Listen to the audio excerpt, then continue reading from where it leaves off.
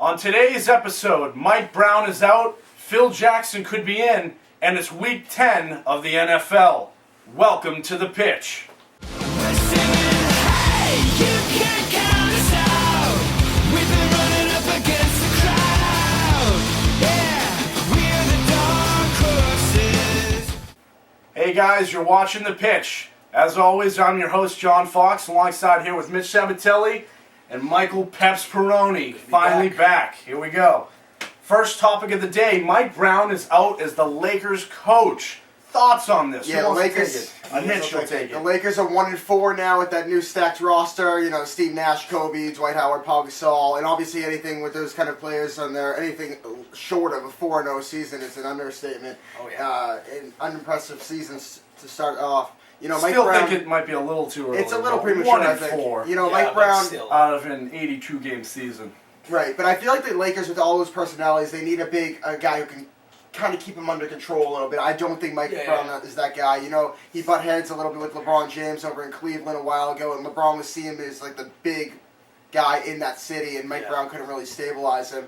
So I think that's what's going to happen again in LA, and I don't like that. So I do like the move of getting Mike Brown out early. I definitely agree with that because, I mean, you think about it. You have all these players come in, pretty much a stacked roster that's built for a big championship, even bigger than anything that Miami could ever really create. It's like stacked throughout, from point guard to center. It's just, at that point, you got to think it's the coach because he's a defensive coach. He didn't really succeed in Cleveland. Like you said, he butted head with LeBron James, mainly focused on defense, and this is a team that needs to be more than just a team focused on defense because it doesn't seem like it needs to be pushing the offense more because he seems to be struggling on a lot of ends.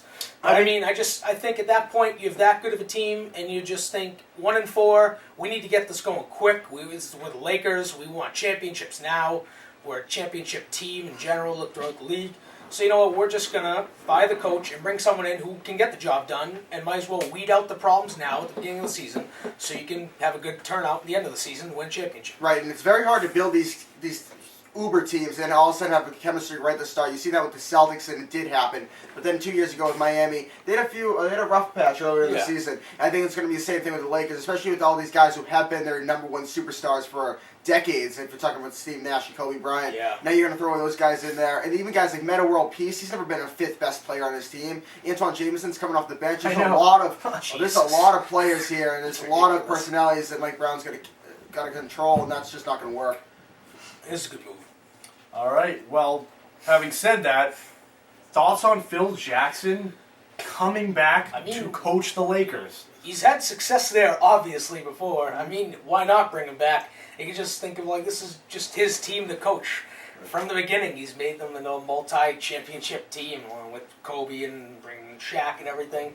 Honestly, why not bring him back? Maybe he can make something happen. Maybe they'll motivate them even more to just be like, okay, well, Phil Jackson's back. Let's really do this because he's a proven championship coach who can focus on offense and defense, knows the players, knows the system, knows the people behind everything and the GM and everything. And he could it's a place that he knows, a place he's comfortable with, and a team that he can run to a championship team. I think the whole thing here is respect. I think you've seen Phil Jackson win these titles with Chicago and LA. Mike Brown's never won this. So guys who are still looking for their first trophy, like Dwight Howard, like a Steve Nash, like a Paul Gasol, they're going to look for the guy who has done it and proved himself in the past. I think Phil Jackson, like we were just talking about in the opening segment, is the guy that they need. You know, the Zen Master come in, all of a sudden he'll command that whole entire locker room. I think it's a great move for LA if this gets done, and I think it's a good move for Phil Jackson too. You know, get himself back out there, maybe go out with a bang here because I think LA. I picked to go to the championship. I think they have that kind of team, and I think with the OKC trade, I think they're the best team at West. Yeah, can't really disagree with that. The roster they have. All right, moving on, but staying in the NBA, let's talk about James Harden right now in the early season so far, averaging 30 points, over 30 points per game. Just thoughts on that? Like I said, the OKC trade that I just mentioned a second ago, Key James player Harden now missing from the Oklahoma City Thunder. Such a shame. It's big part of that way team. early. But I mean, Oklahoma City is a small market, and they already paid Kevin Durant. So James Harden, he's kind of expendable here with Russell Westbrook and him being virtually the same player. So I did like the trade for OKC, bringing another veteran with Kevin Martin. But as far as James Harden going to Houston, I think this is huge for Houston. He is becoming the face there. Everyone thought Jeremy Lin was going to be Linsanity and and James Harden's going to take a back seat like he did in OKC. Not the case. James Harden's getting all the shots over there. He is rolling in Houston. He's looking like an MVP candidate. He's putting up huge numbers, 40 points a game, a couple games. Now he's averaging 30. 3 behind the arc, driving to the basket, doing everything from the free throw stripe. I really like James Harden over there in Houston. Really is becoming that big guy that haven't had since Yao Ming or Tracy McGee. Big thing for the Rockets. I always knew that this guy was a superstar because whenever Oklahoma City in the playoffs needed a push, they always got it from him. Right. And you knew, even though he was the backseat guy, I always knew him. Like, this guy is a key factor to this team. And them losing him they went from almost winning a championship to now they just lost. Arguably, I like him better than Russell Westbrook. Even I like him better than Westbrook. I really don't like that shooter, right? Shooter. I mean, and he's a bigger guy too. Mm-hmm. He's scoring with Houston. He has no problem doing that. I mean, I don't even think he needs to be taking as many shots as Russell Westbrook needs. Yeah, Harden's a guy who spreads the floor. He can put the ball up. He hustles his ass off and does everything. He's pretty much the face of the Rockets right now. I got a question for you, Mike. A couple years ago, Blake Griffin was the sure #1 pick, and he went to the Clippers. Number 3 was James Harden. Right now, if you had to restart, would you take Blake Griffin or James Harden? James Harden, because I don't think Blake Griffin is developed enough. I don't think his shot's well enough yet. I think he's just there for flash right now, because it seems like the Clippers just have him for flash and he develop more into a player all around. I like that. I think he could dominate the game more if he was developed more. He needs to be able to shoot the ball, but he needs more of a range. I will say this: it's definitely more of an even playing field. At one time, everyone thought Blake Griffin was going to be the stud of that draft. Now James Harden's coming from nowhere. I like both of them. It's shocking how much you can pick someone up low in the draft and does so much more. Absolutely. All right, moving on. Final story in the NBA. Danny Granger is out 3 months. This is a huge story. And, Indiana, everyone thought was going to be another contender right there with Boston, right there with Chicago, Miami, New York, New Jersey, Brooklyn. But, the thing with Danny Granger in Indiana is everyone's like, oh, Indiana has no chance. But they are in a weak division now. Now with Chicago not having Derrick Rose, now it's all open. Milwaukee's out there, Brandon Jennings. But really the division's very weak, and I think Indiana can coast a little bit with the help of Paul George. Paul George is a similar player in Danny Granger in size. He can score from beyond the arc. He can score inside, outside, anywhere, just like Danny Granger could. So I'm going to look at Paul George to have an increased role here. I think he's going to put a lot of points up. I think Indiana will be not as bad as everyone's thinking they're going to be without Danny Granger, especially with Roy Hibbert down low as well. I definitely agree with that, but it's just a fact of having Paul George as that Danny Granger type. If you have Danny Granger in there, then that's double the type of play that is. And he's got obviously more talent. He's like the face of Indiana over there. But I think it's really going to hurt them because they had a chance, like you said, with Chicago, Milwaukee out there, but they don't have Derrick Rose even. It would have been a big opportunity for Indiana to take it. It's really unfortunate that they can't take that opportunity to step up there. I think they won't be as bad as everyone's going to say, but I don't think they're going to be pushing past the Chicago. And do you think, last year they were 4 seed and everyone was projected them to be a 4 or 5 seed. Do you think they're going to be slipping? You say they still might have a chance. You think they might be right there with the big guys? Miami and Boston? I think they might, maybe a 6 seed, 7 seed. Well, if they win the division, they'll be 3 seed. Yeah, but I don't think you don't think they'll win the division? I think this is really going to be one of the deciding factors that will kill momentum. But they're a good team. I think they'll be in there somewhere. I do like the chances now with Chicago, though. Yeah. All right, moving on to NFL. Andrew Luck has his team 6-3. The Indianapolis Colts. Who wants to take this first? It really is. So far. Honestly, I think not just me, but everyone in the whole NFL is shocked that this has happened. They knew this kid had talent, but I think it was always a question coming in. Everyone was like, RG3, talking about RG3. Well, where's Andrew Luck? He's just coming up out of nowhere. Andrew Luck was a top pick. He was a top pick, but when he came into the league, there were so many people who were like, oh, RG3, he's on all these commercials and everything, and he's like the face of everything. Subway sobs everywhere. Yeah, exactly. But they knew he had talent, obviously, but I think everyone was thinking the reverse of the 6-3, of maybe even a 3-6, because of a rebuilding year for Indianapolis. Reggie Wayne having one of the best years of his whole career. I would have never expected One of the best years ever. 34 years old, playing like he's 28. Ridiculous year. Andrew Luck, great job. And another stat to throw out there, he's got 5 rushing touchdowns this season, more than Michael Vick and Cam Newton combined. So he's chasing RG3 at the #1 spot there for rushing touchdowns. Really? He's right there, number 2. RG3 is number 1. He's Yeah, I'm number going to one. agree with Peps right now. The Oh, only thing I'm going to disagree a little bit is I think last year was kind of an anomaly because the Colts, everyone was saying, oh yeah, this team sucks. But when you take Peyton Manning out of the picture and all of a sudden you have an option to absolutely tank and then bring in an Andrew Luck or an RG3 depending on where you slide, I think that they were purposely losing a few of those games. So I don't think the Colts are really as bad, and they basically have the same team they had last year. So I don't think they're really as bad as they were last year, as everyone thought they were last year. I think that team is still solid. I mean, they got a decent core there, like Pep said, with Reggie Wayne. Running game's been hurt a little bit, but Big Ballard's been stepping up. Johnny Avery. You know, everyone thought Kobe Fleener, the tight end that Andrew Luck had in college, I think everyone thought he was going to step up a little bit better. But, you know, that O-line's holding together, and that defense is actually sticking together. You know, you still got Dwight Freeney there. It's a solid team, and it's not as bad as everyone thought they were last year. 6-3, though, I mean, that's a little... That's great. And that's putting Andrew Luck into in every division except that one, they'd be the leader right now. Right in there. But, I mean, yeah, like I was saying, though, Except for Houston, yeah. well, except for Houston, that's what I meant. Any other division, right. any other division, they'd be in the lead. Mm-hmm. But I mean, yeah, I didn't mean RG3. If I said RG3, I meant more rushing touchdowns than Mike Vick and Cam Newton combined. That's what I meant to say. Oh, shoot. Nice. You can ask your hypothetical question there, Mitch. Go ahead, ask it. All right, if the Patriots were given the opportunity right now to trade Tom Brady for Andrew Luck, what do you think they would do? I honestly think they would do it. I really do. I think Andrew Luck, he's got. I mean, there's one thing with him. Like they said that they don't allow rookie quarterbacks to like run back away to turn their back to the defense. Right. But I guess they said that last night that he's he's like the only rookie quarterback they would allow to do something like that because they trust him that much. And the team's mainly built for him.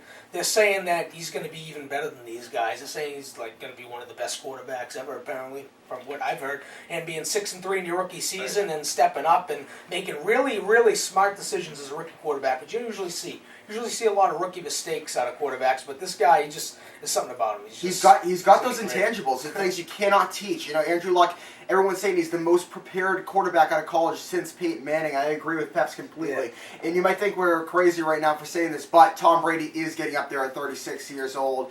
And, you know, Andrew Luck, first year out of college, and with these kind of brains, taking his whole team and putting it on his back. Oh, yeah. I mean, he is extremely intelligent at the quarterback position. Throw him in there with that team that really, I mean, it's a very average team as far as weapons go. I just talked about the team is decent, but as far as weapons go, I mean, all he has is Reggie Wayne there. If you threw him into Patriots weapons, I mean, that's pretty good. So I would trade Tom Brady if I was the Patriots right now for Andrew Luck, strictly because of age. Don't think they do that because of the history and everything. Yeah, I would. No, I'm just saying hypothetically. Well, hypothetically, I mean, it would never happen. It would never happen. Yeah, right.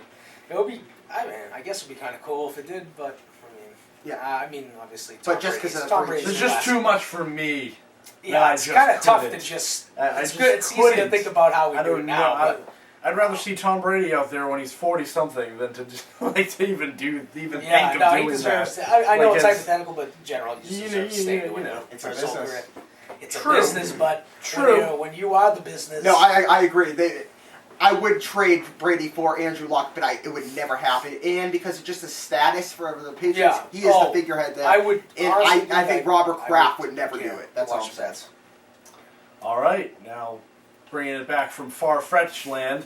Now on to games of the week. First game, Dallas at Philadelphia. I'll take this one. You know, I said last show, Dallas was actually going to make the playoffs. And that was a huge statement. And I also said that Philly was going to be out of the playoffs. I'm going to say that Dallas goes into Philly with all that Michael Vick problems, all that Andy Reid problems. I will say that Dallas takes this one. I think Tony Romo can squeak by. If there's a quarterback that he's actually, you know, has a chance to go up against in a big game, it's Michael Vick, because he craps the bed just as bad as Tony Romo does in these big games. I think Tony Romo's going to go in there. Philly's got some weapons on defense there with Nnamdi Asomugha. He can shut down Des Bryant. You got Miles Austin on the side. You got the handcuff that Tony Romo's had for so many years of Jason Witten. Now they're thinking that DeMarco Murray might be back. If not that, you got Felix Jones. You got a solid running game there. I do think Dallas takes this one. As much as I would like to disagree with you, I have to agree. I I personally just don't like Dallas Tony needs Romo. this. Actually, both of these teams I'm a need Mike, this I'm a win, Mike 3-5 Vick each. and Philly fan. An Andy Reid fan, but I mean, I gotta pick Dallas. It's the only logical reasoning here because Philly has absolutely no offensive line. If they had an offensive line, I'd give them a good shot against Dallas at home. But all the problems within the team and the lack of any really offensive support from Mike Vick, he's been hurried, sacked, everything more than any They're other quarterback in the dysfunctional right league. now. They're dysfunctional. He's dysfunctional. The whole team's dysfunctional. It's just a dysfunctional family that I'm not willing to Yeah, you gotta get Michael put my Vick out of money there. on in this You game. change the I'd scenario. go with Dallas, even though I don't think either of these teams are going to make the playoff. All right. All right, moving on. Second game, Atlanta at New Orleans. I honestly think that this could be the game. Trap game? The trap game. I honestly think it's a trap game, but I think it's a game that Atlanta needs to lose a game to come back to reality. Kind of unfortunately, like the Patriots didn't really get to lose a game in the 2007 season, so they didn't get to come back to the reality until the Super Bowl, where Yeah, when the reality Packers fell were in front of threatening, their they faces. actually lost Yeah, there. the Packers too.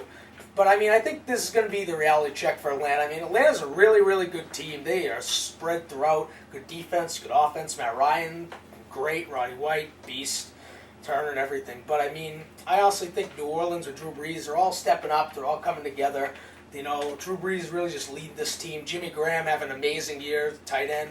I mean, I just really think this double back with Ivory and running backs, I just think it's going to be a good game for them at home. I think the home crowd's going to be behind them, and they're going to pull through with a close victory. Right, I think Darren Sproles is big here. If he doesn't play, I think Atlanta absolutely wins. But I'm going to go with Atlanta either way. I think Matt Ryan, in the last few years, the thing about Matt Ryan is, yeah, they have the weapons there with Tony Gonzalez and Roddy White, and just recently Julio Jones. But the thing is with Matt Ryan is he in these big game pressure situations and playoffs, he wouldn't make that big play. It seems like he's turning the corner in this year. He's actually making that big clutch play when they need to. And I think he's actually going to shred through this New Orleans defense. And I think New Orleans is doing a decent job these last few weeks, and they need to because of the awful start. They started off the season with all the bounty gate issues and everything. But Atlanta with those offensive weapons, and now Sam Baker, the left tackle, is doing a great job supporting Matt Ryan over there. And I really like these weapons right now. And Julio Jones, Roddy White, like I've said, Tony Gonzalez now, who's saying, I mean, this is definitely his last season, and still putting it up in numbers around 38 years old. Michael Turner still getting it done.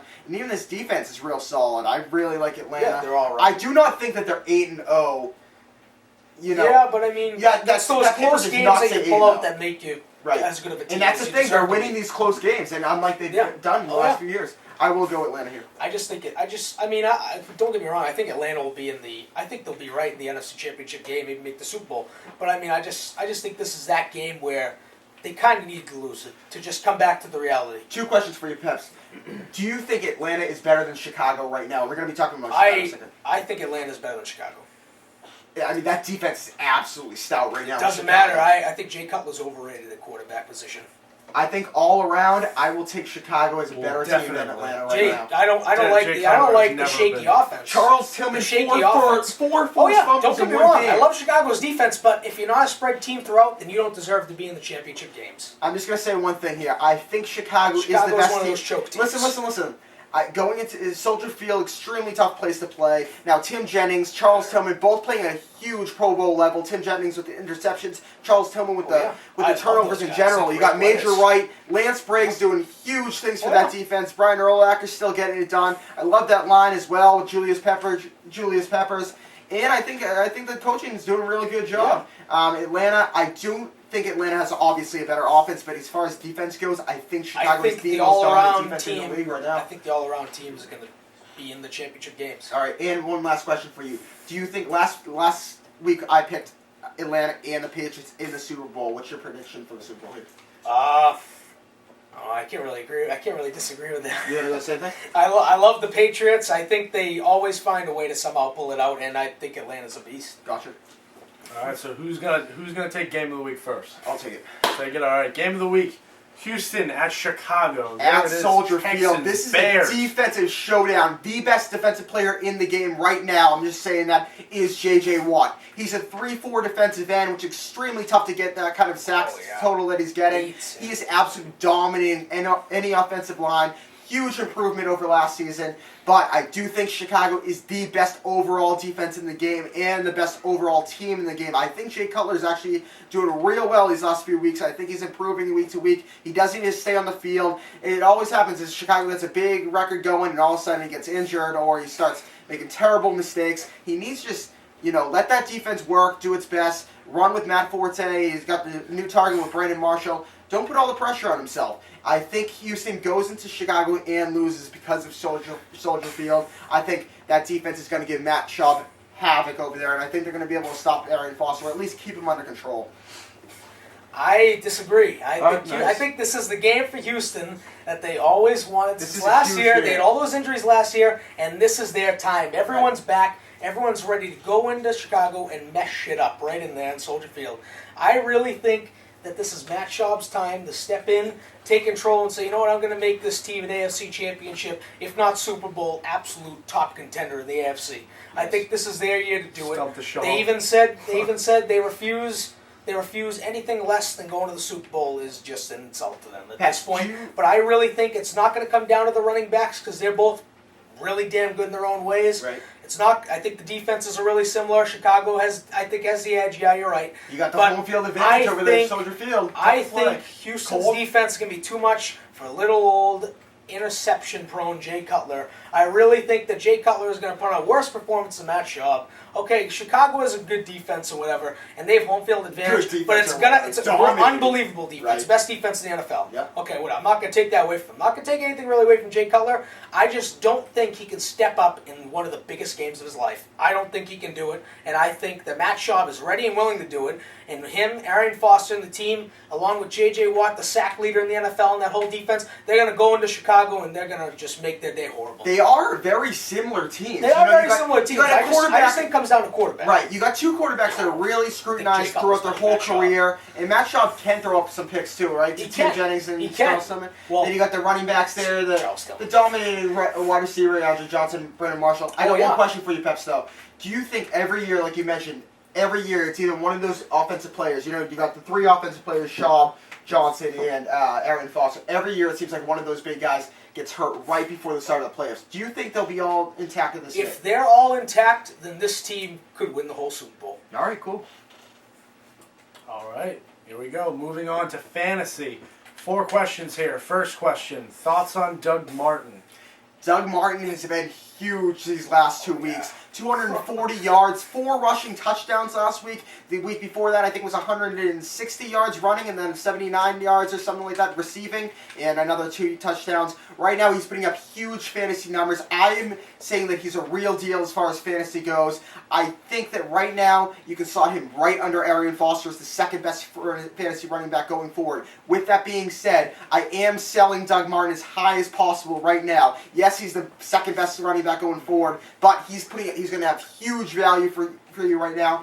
If you can look at Doug Martin, possibly trade him for LaShawn McCoy, another piece, I'll take that right now in a heartbeat.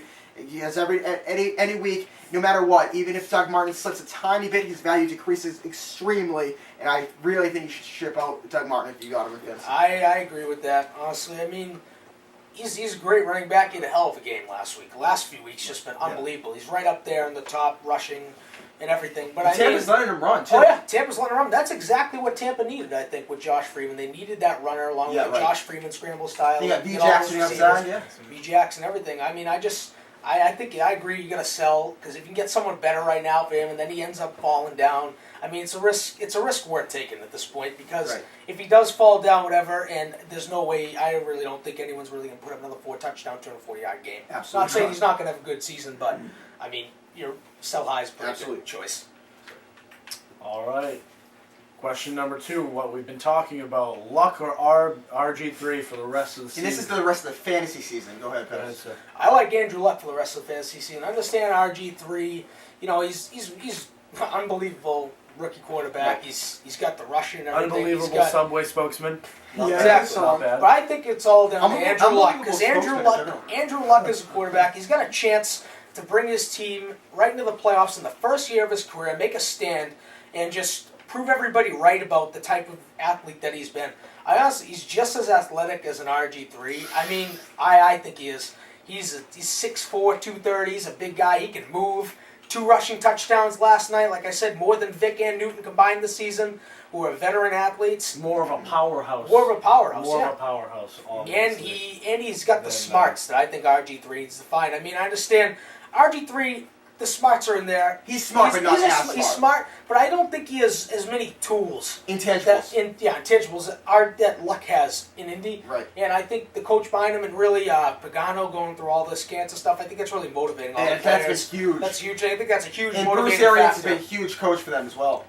And just last night, I mean, even though he threw a pick, he had 2 rushing touchdowns. He made the decision not to make the stupid throw at the goal line for the first one to Reggie Wayne, and he just ran in and dove and made the smart quarterback move, and that's going to be big factors to come, and I think he's going to put up numbers because of those smarts. And I agree with you there. I think that's what he's going to do. I think he's agree going with to be you. RG3. I would agree with you a lot, and because of those smarts, I do think that he is the better quarterback Yeah. for that franchise. But smarts don't necessarily show up in fantasy, and because it depends on your stat categories. If He you have throws a over 300 yards Right, a right. game for the last 4 games. right, except the last game. Well, except for the last game. I mean, the last 4 before that. Okay. Yeah. Yeah.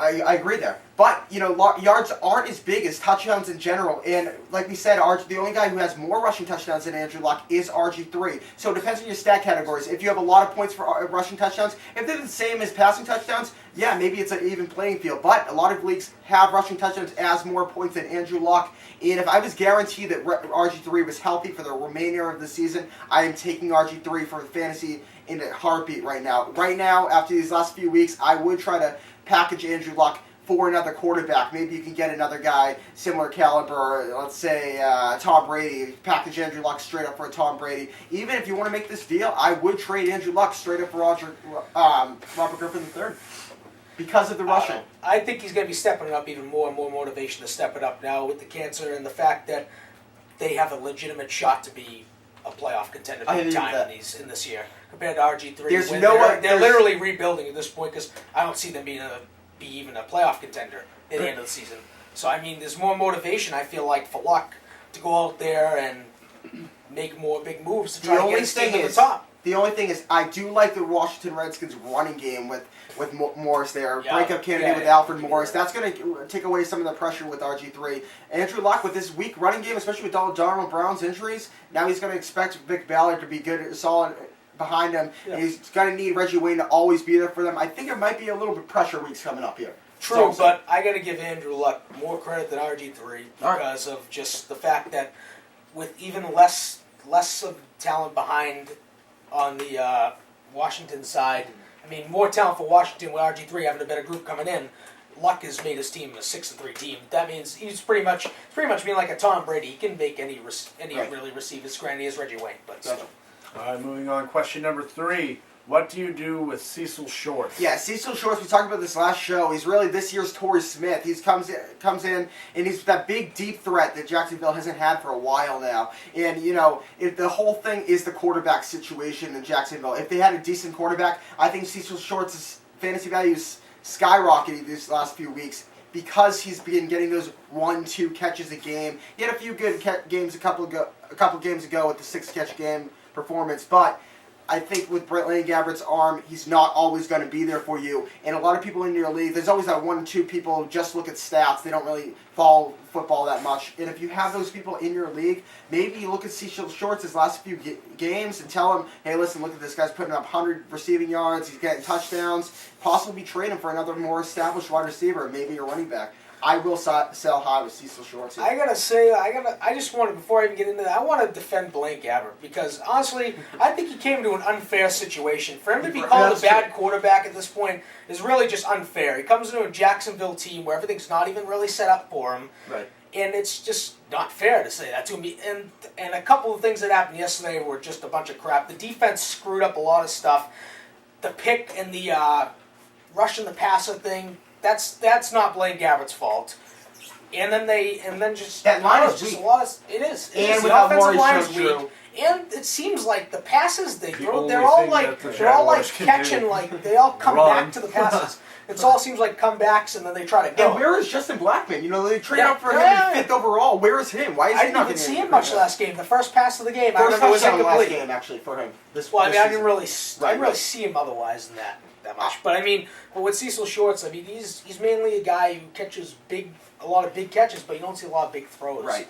So I agree. I honestly The would only get rid of thing- him because Jacksonville's in a shaky situation, 1-8, and I don't know how much you can trust the offense over there. Real Jacksonville, quickly, they we got to score wrap little this up. touchdowns. But the only thing is with Blaine Gabbert, he did have the only QBR quarterback rating under Tim Tebow last year, and he's not getting better this year. So yeah, he has a lot of criticism, but it is are likely crappy in criticism. Jacksonville. I hear you. They obviously just don't care. They don't want to win. They don't want to be a Where's good team. Mercedes Lewis? He had a good He year a few actually, years ago. in the first quarter, he actually caught like 4 or 5 passes that were for good yards, and Right. I didn't see him for the rest of the game. Any Warren targets? Robinson has been a huge thing. He's been good.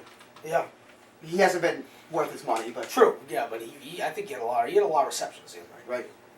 All right, moving on. Actually, there's 3 questions actually, but this is the last segment of the day. It's Mitch's segment of buying and selling. So take it away, Mitch. Yeah, I'm going to buy Oakland's running backs. Look for a couple more information these next couple of days here. Darren McFadden got hurt, and then right after that, Mike Goodson got hurt. So a lot of people picked up Mike Goodson when they saw they had Darren McFadden, or another person had Darren McFadden in their league. They maybe jumped up early and got Mike Goodson. Now he's hurt as well. Now there's rumors that maybe their fullback, Marcel Reese, and actually going to get most of the snaps in halfback. But also Tywan Jones could be the running back. So look for either Tywan Jones or Marcel Reese. Whoever gets that starting nod, pick them up right now. And I'm going to be selling, like I said, Doug Martin and also Chicago's defense. Never before has a defense had this much fantasy value Oh, yeah. I've ever seen in the last at least 5 years. Chicago's putting up huge fantasy numbers, putting up quarterback, running back, elite running back numbers right now. There's no way that they're going to put up continue these turnovers. Everyone keeps on saying that, and maybe they possibly could, but I just don't see it. Yeah, they are the best defense in the game. As far as fantasy numbers go, I will ship Chicago for another defense and then another player as well. Yeah, I agree. I must say that. All right. Well, that about wraps it up for this episode of The Pitch. It's good having everybody fully back Good. here right now. We And, should do this more often. Yes. Look towards the future. Well, looking towards the future, we'll see you next week. As always, I'm your host, John Fox, Mitch Sabatelli, Mike Peps Peroni. Nice. There you go. Have a good week.